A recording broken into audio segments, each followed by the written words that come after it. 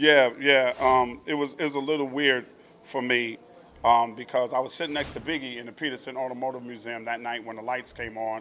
It was a great party. I remember we was all shouting, "Hey, well, show me the money!" And it was crazy, man. And the last thing Biggie said to me, we were talking. It was funny because Biggie gave me a bottle of Dom Perignon. And he was like, drink half of that. And I was like, I can't drink no half a bottle of Dom Perignon. He was like, well, give it to the women or something. So I was pouring it out to women. They was drinking it. And I said, okay, it's at the halfway point. He took it and poured Grand Marnier in and filled it back up and handed it back to me.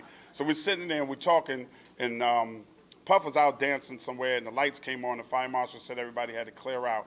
And the last thing he said to me was, hey, Edwin, because he always called me Edwin. I always called him Christopher. He said, Edwin, you going to Nas's party? I said, yeah. And he was like, do you want to ride? And I was like, no, I had a car in the back pocket. I got a car, I'll meet you up there. And that's the last things that we said to each other before they died. After Tupac and them stomped the kid out in MGM Grand, I was standing in the lobby talking to the pimps because they used to all meet at the Betty Boop bar every time there was a fight. So I'm standing there talking to Bishop, Don Magic Juan, and Pretty Tony, and Good Game, and all these pimps that I know. And here come Pac and them.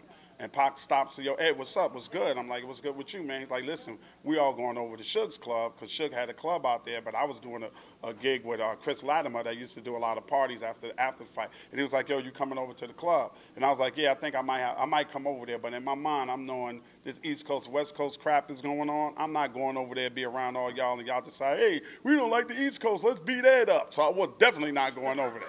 So I was like, yeah, I might come through, and we changed, pleasantries because I was my man for a long time because a lot of people don't know Pac's right hand in New York was a dude by the name of Stretch who was part of the Live Squad. I was the executive producer of the Live Squad's entire music and their album and their long-form video and got them signed to Tommy Boy. So Pac used to be at my mama's house eating mashed potatoes and baked macaroni and cheese and everything. So he was very tight with Stretch, so in turn he was tight with me. Yeah. Stretch did a lot of production, a lot of stuff with Pac back in the days, and people don't know that all three of them were friends. And it was kind of weird that people don't know how they died, all three of them a year apart.